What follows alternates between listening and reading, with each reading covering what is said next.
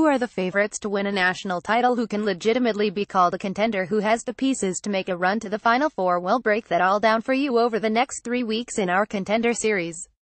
Last week, we gave you our Final Four sleepers and talked about 6 different Final Four contenders: Louisville, West Virginia, Villanova, Wichita State, USC and Miami, that are just flawed enough that we can't call them contenders.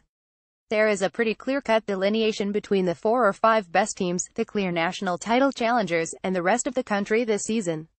This week, we will be taking a deeper dive into 5 of those teams. What makes them good enough to win a national title, but why won't they win a national title? After deep dives into Kentucky, Kansas, Arizona and Michigan State, we finish it up with the Duke Blue Devils. More the enigma of Miles Bridges. NBC Sports preseason All-American team Grayson Allen. Chet Strange. Getty Images. Why they will win. Duke is the most talented team in college basketball. Forget, for a second, how old these kids are, the way that the roster fits together, or whether or not there is enough shooting on this team to keep the floor spaced. When talking purely about talent, Duke is a step above anyone else in the sport. It starts with Marvin Bagley III, who may just end up being the National Player of the Year and the #1 pick in the 2018 NBA Draft. And then there is Grayson Allen. Love him or hate him, these 3 things are facts. Allen was a second-team All-American as a sophomore. Prior to his junior season, a year that Allen spent battling foot and ankle injuries, he was picked by the majority of the outlets that do these things as the preseason National Player of the Year. He's healthy now. There's more. Trevin Duval, a projected lottery pick, is the top-ranked point guard in the class of 2017. Wendell Carter, who is also projected to go in the lottery, was the top power forward in the class until Bagley joined the class. Gary Trent Jr., another potential first-round pick, was the second-best shooting guard in the class. Off the bench, there is former 5-star recruit Marcus Bolden along with a trio of former 4-star prospects. Mike Krzyzewski has won national titles with less. And if games were played on paper, he would probably win a national title this season. But, as we learned last season with this very same Duke team, the games are not played on paper.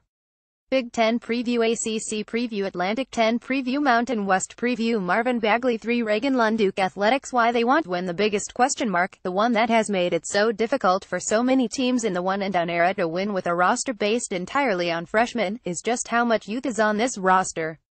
4 of the 5 starters are going to be freshmen. The 4 bench players that seem destined to fill out the rotation are either freshmen or sophomores that barely saw any action as freshmen. The only true veteran on the roster is Grayson Allen, and if we've learned anything over the course of his collegiate career, it's that there are valid reasons to wonder whether he is the kind of leader that the Blue Devils will need. And, as always, there are going to be questions about role allocation, particularly on a roster with this much talent on it. Marcus Bolden. WASNT. Thrilled about coming off the bench last season, contemplated a transfer this off-season and then returned to Duke thinking that he would be the starting center for the Blue Devils this year. Wendell Carter committed to Duke under the pretense that he would be slotted in as the 4 in Duke's lineup, allowing him to play away from the basket more than on the block. Then Marvin Bagley III decided he would be going to Duke. Suddenly, those plans have changed. Carter and Bolden are going to be competing for the right to start at center for the Blue Devils, because Bagley will be starting at the 4. He is a perfect fit there. Not only can he step out and play on the perimeter, allowing Duke to continue using the 4-around offense that has been so effective in each of the last 4 years, but he'll make them infinitely better defensively than they were with Jason Tatum, Brandon Ingram or Jabari Parker in that role. What that means is that either Bolden or Carter is going to be playing a different role than they expected this season. Hell, they both might end up there. Final Four sleepers: Louisville, Villanova, West Virginia, USC, Wichita State, Miami. Wendell Carter, Reagan Lund. Duke Athletics. And that's before you consider the shots that Bagley is going to get. There were already going to be players sacrificing shots somewhere on this roster, whether it was Grayson Allen, Gary Trent or Trevin Duval, and I fully expect Bagley to now end up as Duke's leading scorer. Someone is going to have to make a sacrifice, and it's not always easy to get guys to think that is a good idea. But the biggest question mark facing the Blue Devils this season is the same question mark they've dealt with over the course of the last 2 years. Does Duke have the point guard they need on their roster? On the one hand, the answer is pretty obvious. Duval is a potential lottery pick. He's the top point guard in the class of 2017 and one of the top 5 prospects in a class that has at least 3 guys every NBA team is going to be tanking to try and draft. He's 6'3", he's incredibly athletic and he's a talent when he can get going downhill, attacking the rim. On paper, that's a tremendous addition.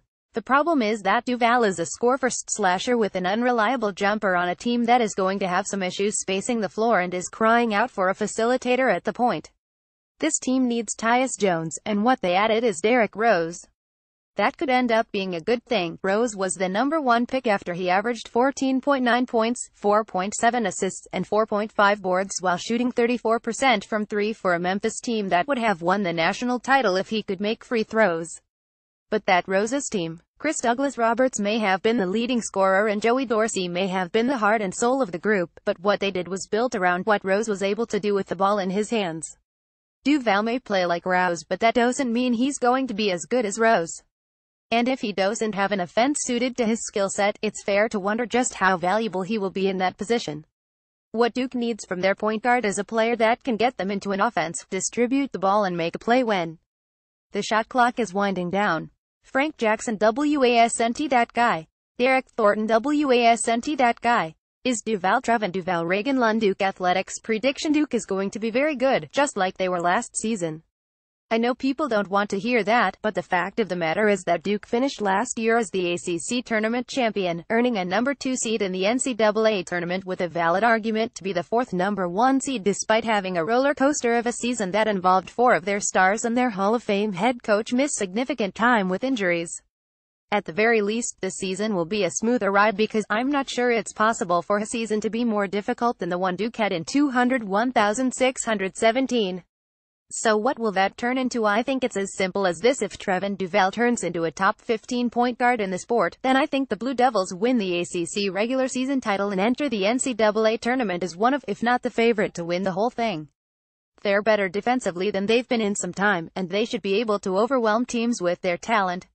But if Duval struggles, if Duke spends the season trying to figure out an answer to their point guard situation, then I would not be surprised to see a repeat of last season. Questionable losses sprinkled in amongst impressive wins, inconsistency night to night, and the number of people willing to overlook it and pick Duke to win the national title on Selection Sunday anyway.